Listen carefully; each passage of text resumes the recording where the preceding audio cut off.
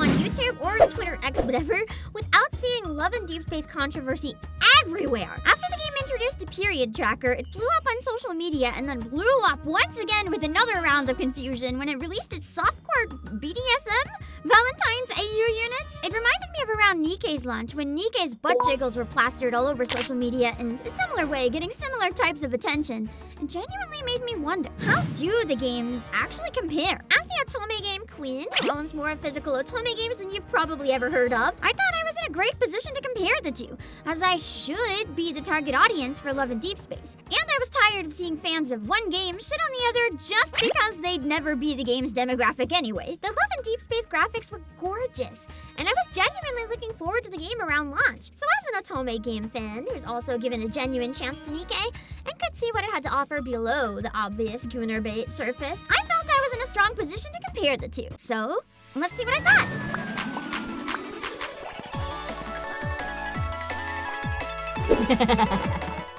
But first, today's video is sponsored by PlayAsia, which is literally my company, so I'm just shilling myself. But if you want to see more of these videos, consider making your next NIKKE merch or otome game haul from PlayAsia, because all purchases through my link help support the streams and keep the channel alive. We have Modernia figures under $20 and tons of otome games, though I personally recommend checking out Cupid Parasite, and any orders come with a free sticker of me. But anyway, back to the video. Let's compare the two.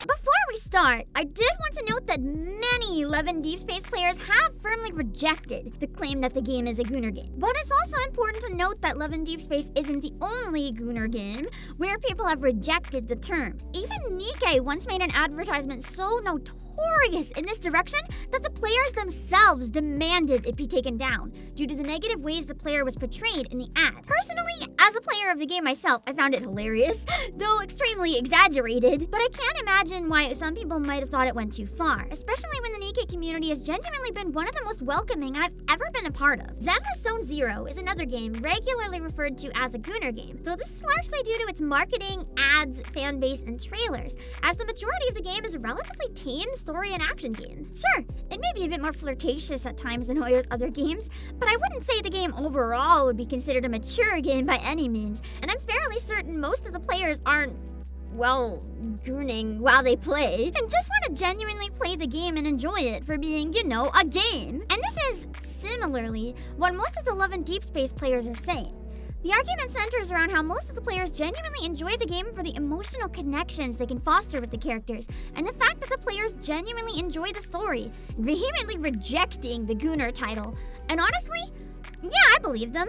As someone who personally plays NIKKE for the plot, it'd be hypocritical of me to assume people can't do the same with a different sexy game. For all three games, and most games in general, I'd say it's safe to say most players are there for the game itself. However, their marketing's heavy focus on sexually appealing banners and events gives these games a certain reputation outside of their own dedicated fan bases, which leads to them being referred to as Gunner games. In my opinion, this doesn't actually mean that most players are, like, you know, using it for certain reasons. It just means that the outside marketing does create a certain impression to people who have no other context of the game. In Love and Deepspace's defense, I previously would have defended it for having much tamer marketing, but the recent Valentine's BDSM AU banner, I think, which I will talk about later, has definitely leaned heavier in this direction.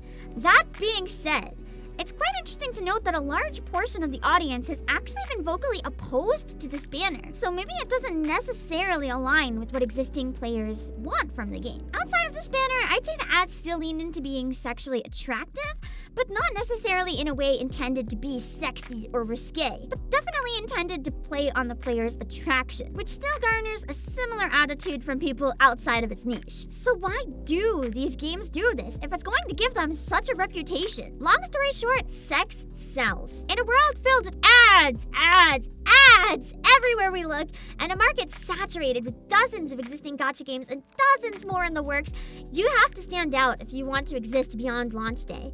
And one of the successful approaches that we've seen repeated over and over is to out-sexy the competitor. Not only does it draw attention when scrolling in your feed, but it also has a higher chance of sparking a controversy if it catches an influencer's eye. While this might sound like a bad thing, The reality is any exposure is good exposure for the publisher, and this means more potential sales, regardless of the fire it may place fans under. Because, let's be honest, as much as the fandom itself may be distressed about the Love and Deepspace controversy, it has given the game tons of exposure that has likely brought in new players, which isn't inherently a bad thing. Though it's definitely annoying when tourists flock in to shit on your game because it's the popular thing to do. But getting back to the point, I think the term at this point should be taken a bit less literal.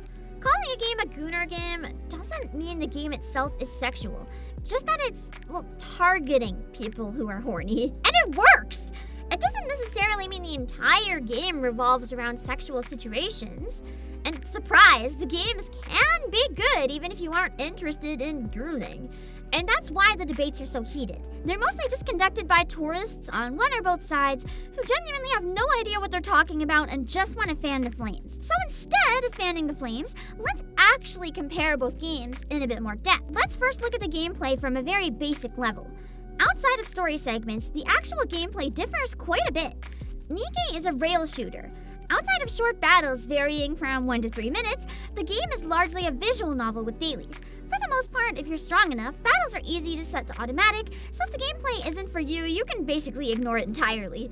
The gameplay can get incredibly repetitive, but because the sessions are so short, I don't personally mind or get tired of it. Love and Deepspace, on the other hand, is a third-person action game. However, it's important to note that at the moment, there's no available PC port, so the only way at all to play officially is on phone or tablet. For me, this was a huge downside because I find action games on mobile tend to be really uncomfortable for my wrists, so I tend to gravitate away from them. Clearing battles at least once is also crucial to dailies and grinding materials, so they aren't something you can ignore entirely. So you can at least auto-replay daily battles once you clear them for the first time. Outside of battles, it functions pretty similar to NIKKE with two major types of gameplay. A visual novel-like main story, but additionally having a large number of interactive ways to spend time with the love interest. With gameplay differences out of the way, let's go a bit deeper to see why the two are called gooner games and what might lie below the surface of that claim. Let's start with NIKKE, since this is the one I've definitely played the most of the two. From its public reveal, NIKKE was basically known as the butt jiggle game for its, well, butts that jiggle. Its reputation wasn't helped any by the fact that the banners have, for quite a while, basically been one-upping each other with the fan service. The very first banner was Helm, a big titty but otherwise pretty covered and modest Navy waifu. Fast forward to today, well, when I recorded anyway, and the most recent banner is her two squad mates as a swimsuit maids. That's right, not swimsuits or maids, but maids wearing swimsuits.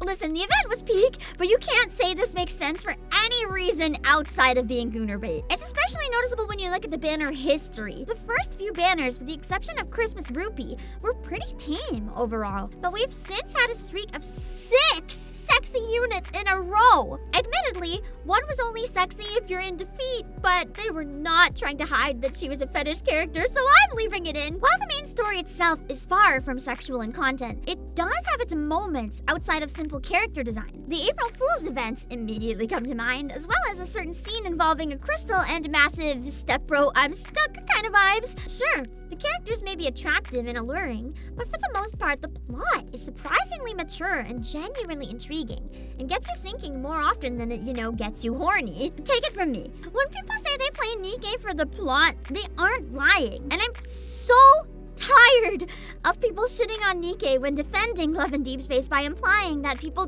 don't play for the plot when most of us literally do. But anyway, to be fair, the area that does go a bit heavier into fan service at times is the character bond episodes. Though subtle, often implying and never showing, multiple of these do feature more adult scenarios.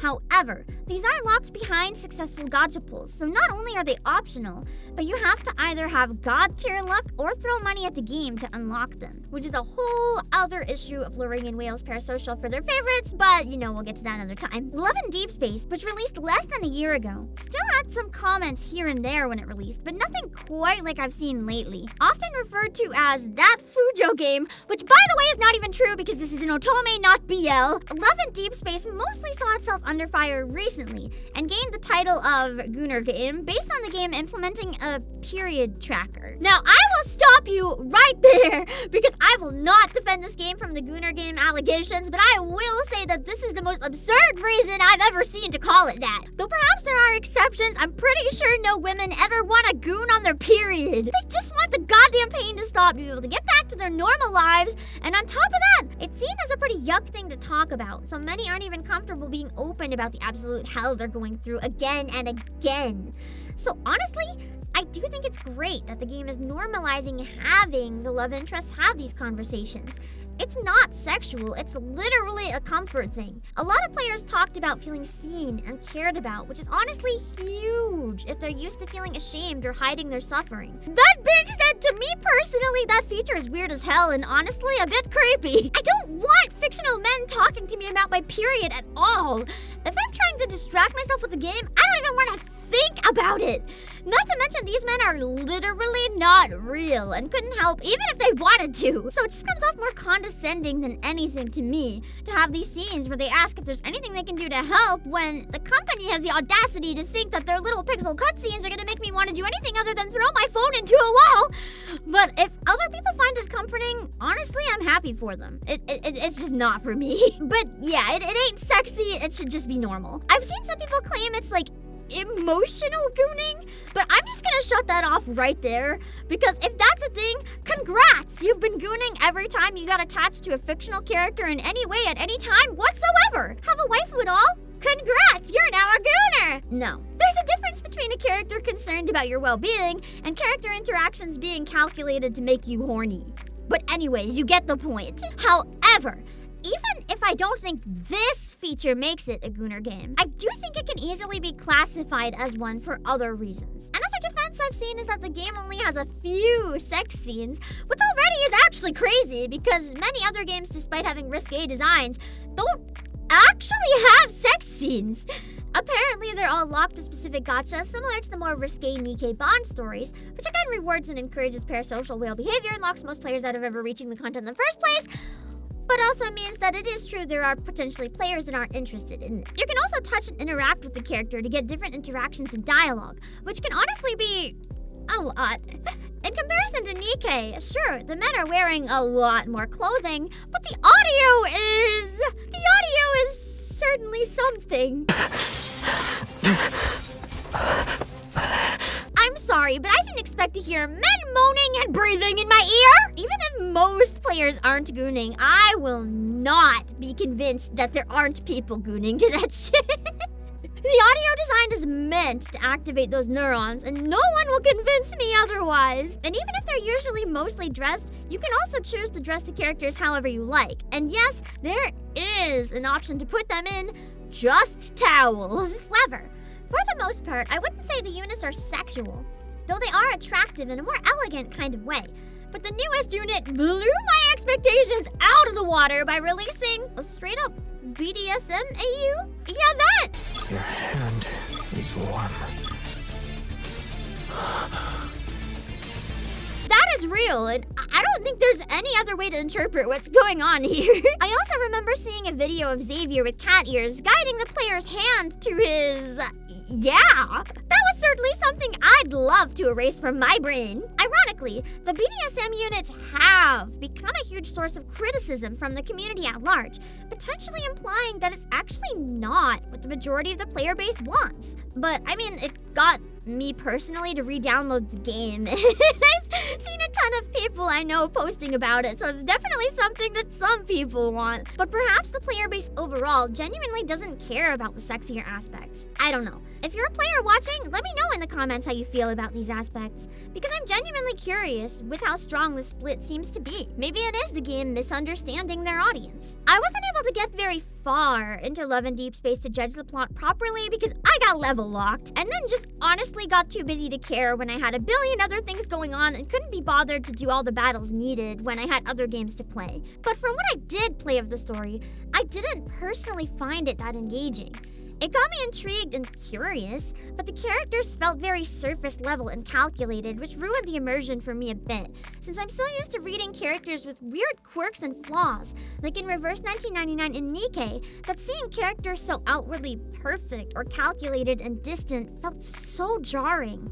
I have, however, talked to a number of players and was told that the story gets much better later on, and the dates do really help flesh out the characters and make them more interesting. To be fair, this could just be similar to a common otome game thing, where the introductory sections or common root sections tend to be quite generic and uninteresting until you start learning more in depth about different characters. I did learn a few things about the game, such as it apparently involves human experimentation, which admittedly sounds pretty cool, so I do believe people when they say they play for the plot. And honestly, if I can find time, I wouldn't mind playing more to see for myself. It's just hard to find time. From what I've heard, the main story also doesn't really lean into the romance aspects. So if that's a turn-off for you, you can still enjoy the main story without leaning too heavily into those aspects. My only worry is that, for me, I'm more immersed by words than visuals. I need the writing to really draw me into the world and feel things about the setting and characters. And though the graphics were beautiful and made me want to feel immersed, the words just didn't leave me as immersed as I had hoped, and it was hard to justify spending more time on it when I already had other games on the go. These days, if a game doesn't hook me on day one, I just can't add another game to my list of dailies to give it a longer chance. In general, the vibe of the characters also felt like a created ideal intended to farm money from players through the attractive visuals and voice work. Perhaps it's because the date features and time with him stuff just don't appeal to me, so I'll never really get to see other sides of them if most of the interesting content is locked there. I'd rather have these character moments tie into the actual story, though I understand that it is much more difficult to do with an ongoing game with multiple love interests. At least to me, the romance felt kind of forced, and at times, even made my skin crawl in a way that some older otome games and shoujo manga tend to. It just feels like the character's entire personality was boyfriend or distant if not boyfriend, and I just want to see more about them and their own lives. I don't want to hear them tell me how much they love me for the 10th time. I want to hear about their own life and what they're enjoying. It makes them feel more real. And it's not just because I can't connect with male characters. I very much enjoy other otome games like Cupid Parasite and 9RIP. This one just didn't hit the mark for me, which is a shame because it has some of the best otome character art and one of the biggest otome game budgets I've ever seen.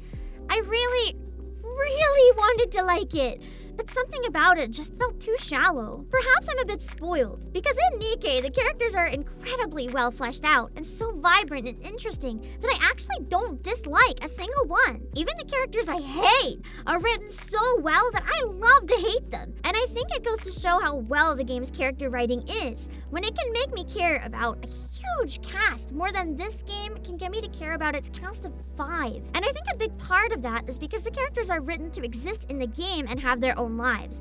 They don't exist for the player, but the player happens to interact with them and become a part of their lives. I feel like the lives of the love interests in Love and Deepspace revolve entirely around the player, but maybe it's because the way the game is designed pushes the dating aspect so strong that I can't look past it. I'm much more of a slow burn kind of person, so having that pushed on me so strong from the beginning just isn't really my thing.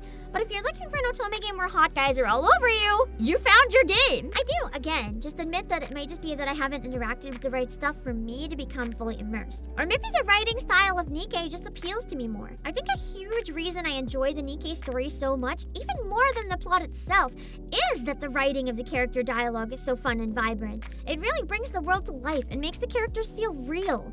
And that creates such an engaging gameplay experience that I keep coming back for more and can never get enough of the story. Maybe if I play more Love and Deepspace, it can capture me in the same way, but I don't know. I'll leave a comment below if I find time to play more and change my mind. I think a big part of the debate between both games comes from people being uncomfortable with the other game's content. And that's okay! If you're put off by big titty anime waifus with ass striggles, NIKKE probably isn't for you, and that's fine. If you're uncomfortable by seeing anime pretty boys flirt with you and ask you about your period, maybe Love and Deepspace isn't for you. But both audiences have garnered a wildly dedicated fan base, proving that there's something to them that's drawing people in. Both can exist in parallel. And if you enjoy one, especially if it's for gooning reasons, you don't really have the right to shit on people for enjoying the other. It's okay to like different things, and not every game is made for you. Have fun with your own game and fandom, and just ignore ones you don't like.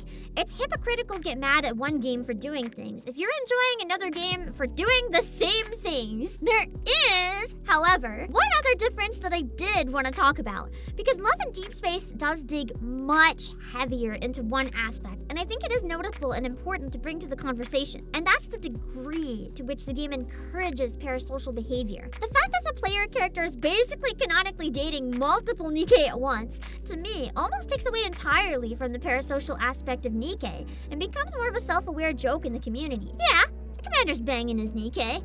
Probably all of them, to be honest. And we cheer him on. Hell, even some of the NIKKE are fine with sharing the man. There's not really any pressure to feel loyal to any one NIKKE, nor is there anything encouraging you to view them as an actual girlfriend, since the game handles everything in a very tongue-in-cheek way. You literally level up the character stats by giving them a doll of yourself. That would be weird as hell in real life, but it's hilarious in the game. At most, you can set them as your lobby screen or read their bond stories through once, before they become a regular playable unit for battles. There's no reminder every time you log in that you're dating, and for the most part, outside of certain optional scenes, the women aren't all as horny for you as you'd think. There is an advice system you can go to anytime to have one-on-one conversations, but these are just simple conversations that are often funny rather than personal or intimate, or bring up serious topics instead of dating. Love and Deepspace, however, is completely built around the parasocial aspects of the game. Though the game still has a main story, on your homepage you see gameplay options such as date and with him,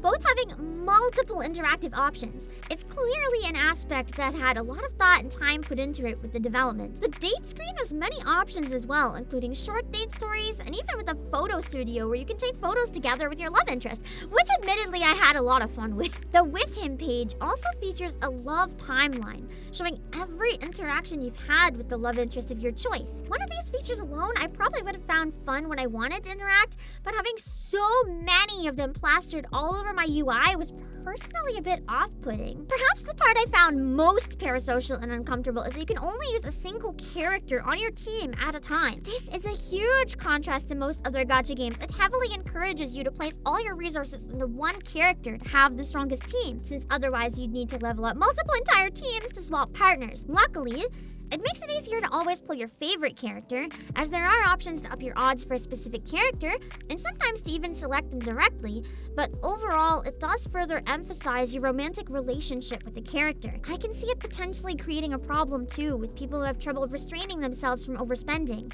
where they don't want to miss a single banner. Unlike other games, where you may be more tempted to wail on certain units, but then your wallet will have a break when your true waifu has a rest for a while. That being said, fans of Love and Deepspace have actually been extremely vocal and active in demanding the game treat them fairly. Recently, there was a fan-organized 3-day boycott that actually did deeply affect their margins, because, from what I understand, players were unhappy about one character, Silas, not receiving enough content in comparison to the other characters, and the company being overall greedy. Maybe some of these aspects could improve in the future. Admittedly, this is the exact reason I quit the predecessor game to Love and Deepspace, Mr. Love Queen's Choice, which ironically was my first ever gacha game and why I swore off gacha for a long time before finally giving it another chance. My free-to-play experience was just not very good, and it felt impossible to have a chance at any banner. I have heard that Love and Deepspace has been more generous in that regard, but after re-downloading the game to try and pull on the Valentine's banner, I still do find it far less generous than other gacha games I play. Another issue I have with a game that pushes its parasocial aspects to the extreme is that there's a risk of becoming diluted to reality. Why would you seek out a real partner when no one in reality can ever compare to this fictional character you've invested so much time into? One that was literally created to be nothing but perfection. It's one thing when a game features attractive or sexy characters, but it's another when a game feels like it's almost trying to be a replacement for real-life relationships. While I will admit it's great if it helps some people feel less lonely, I do worry that it may prevent them from seeking out these things in reality if it's what they're clearly needing, especially when one day the game will end service, which will only spiral those feelings of loneliness. Of course, I'm sure many players are perfectly capable of handling themselves in real life and can differentiate easily between reality and fiction, But I do worry that it may sometimes get a bit close to blurring the lines, especially when the game encourages spending time with your love interest daily. So it's not just a romance game you play once and put down, but something that becomes a part of your daily life. In this way, I think NIKKE's over-the-top physics and big titty units actually has an advantage. Do people find it attractive? Sure, but I don't think that a single player is deluded into thinking that most women in real life look like this. And I don't think any of us are deluded into thinking that women will just fall at our feet simply because we exist. Many players of Love and Deepspace play because they say it makes them feel genuinely cared about. But the reality is, these are not real people who care about them. At the end of the day, just like every NIKKE, these characters are nothing but pixels and voice lines.